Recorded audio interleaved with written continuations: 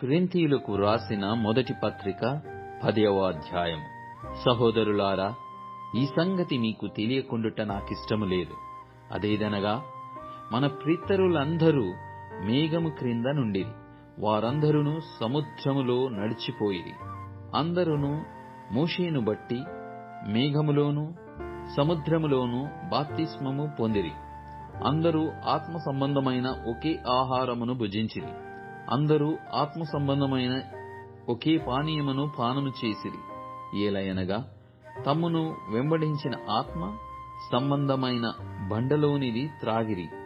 ఆ బండ క్రీస్తే. అయితే వారిలో ఎక్కువ మంది దేవునికిష్టులుగా ఉండకపోయిరి గనక అరణ్యములో సంహరింపబడిరి. వారు ఆశించిన ప్రకారము మనము చెడ్డవాటిని ఆశించకుండునట్లు ఈ సంగతులు మనకు దృష్టాంతములుగా ఉన్నవి. జనులు తినుటకును త్రాగుటకును కూర్చుండి ఆడుటకు లేచిరి అని వ్రాయబడినట్లు వారిలో కొందరి వలె మీరు విగ్రహారాధకులై ఉండకుడి. మరియు వారి వలె మనము వ్యభిచరింపక యుందము.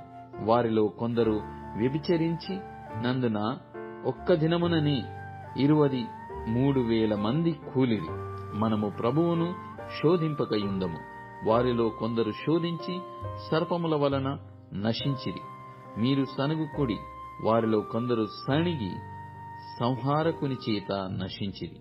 ఈ సంగతులు దృష్టాంతములుగా వారికి సంభవించి యుగాంతమందున్న మనకు బుద్ధి కలుగుటకై వ్రాయబడెను. తాను నిల్చుచున్నానని తలంచుకొనువాడు పడకుండునట్లు జాగ్రత్తగా చూసుకొనవలెను. సాధారణముగా మనుష్యులకు కలుగు శోధన తప్ప మరి ఏదియు మీకు సంభవింపలేదు. దేవుడు నమ్మదగినవాడు. మీరు సహింపగలిగినంత కంటే ఎక్కువగా ఆయన మిమ్మును శోధింపబడనీయడు. అంతేకాదు, సహింపగలుగుటకు ఆయన శోధనతో కూడా తప్పించుకొను మార్గమును కలగజేయును. కాబట్టి నా ప్రియులారా, విగ్రహారాధనకు దూరముగా పారిపోండి. బుద్ధిమంతులతో మాటలాడినట్లు మీతో మాటలాడుచున్నాను. నేను చెప్పు సంగతిని మీరే ఆలోచించుడి.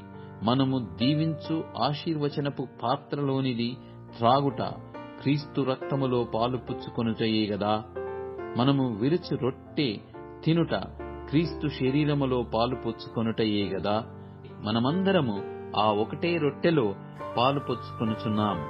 రొట్టె ఒకటే గనుక అనేకులమైన మనము ఒక్క శరీరమయ్యున్నాము. శరీర ప్రకారమైన ఇశ్రాయేలులను చూడుడి. బలి అర్పించిన వాటిని తినువారు బలిపీఠముతో పాలివారు కారా? ఇక నేను చెప్పునదేమి? విగ్రహములలో ఏమైనా ఉన్నదని అయినను చెప్పుదనా? లేదు గాని అన్యజనులర్పించు బలుల దేవునికి కాదు, దయ్యములకి అర్పించుచున్నారని చెప్పుచున్నాను. మీరు దయ్యములతో పాలివారవుట నాకిష్టము లేదు.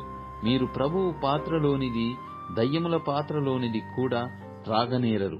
ప్రభువు బల్ల మీద ఉన్నదానిలోను దయ్యముల బల్ల మీద ఉన్నదానిలోను కూడా పాలు పొందనేరరు. ప్రభువునకు రోషము పుట్టించెదమా? ఆయన కంటే మనము బలవంతులమా? అన్ని విషయములయందు నాకు స్వాతంత్ర్యము కలదు గాని అన్నియు చేయదగినవి కావు. అన్నిటి యందు నాకు స్వాతంత్ర్యము కలదు గాని అన్నియు క్షేమాభివృద్ధి కలుగజేయవు. ఎవడునూ తన కొరకే కాదు, ఎదుటివాని కొరకు మేలు చేయు చూచుకొనవలెను. మనస్సాక్షి నిమిత్తము ఏ విచారణయు చేయక కటికవాని అంగడిలో అమ్మునదేదో దానిని తినవచ్చును. భూమియు దాని పరిపూర్ణతయు ప్రభునివై ఉన్నవి. అవిశ్వాసులలో ఒకడు మిమ్మును విందునకు పిలిచినప్పుడు వెలుటకు మీకు మనసుండిన ఎడల మీకు వడ్డించినది ఏదో దానిని గూర్చి మనస్సాక్షి నిమిత్తము ఏ విచారణయు చేయక తినుడి. అయితే ఎవడైనను మీతో ఇది బలి అర్పింపబడినదని చెప్పిన ఎడల అట్టు తెలిపిన వాని నిమిత్తమును మనస్సాక్షి నిమిత్తమును తినకుడి. మనస్సాక్షి నిమిత్తమనగా నీ సొంత మనస్సాక్షి నిమిత్తము కాదు, ఎదుటి వాని మనస్సాక్షి నిమిత్తమే ఇలాగు చెప్పుచున్నాను. ఎందుకనగా వేరొకని మనస్సాక్షిని బట్టి నా స్వాతంత్ర్య విషయములో తీర్పు తీర్చబడనేలా నేను కృతజ్ఞతతో పుచ్చుకొనిన ఎడల నేను దేని నిమిత్తము కృతజ్ఞతాస్తుతులు చెల్లించుచున్నానో దాని నిమిత్తము నేను దూషింపబడనేలా కాబట్టి మీరు భోజనము చేసినను పానము చేసినను మీరేమి చేసినను సమస్తమును దేవుని మహిమ కొరకు చేయుడి.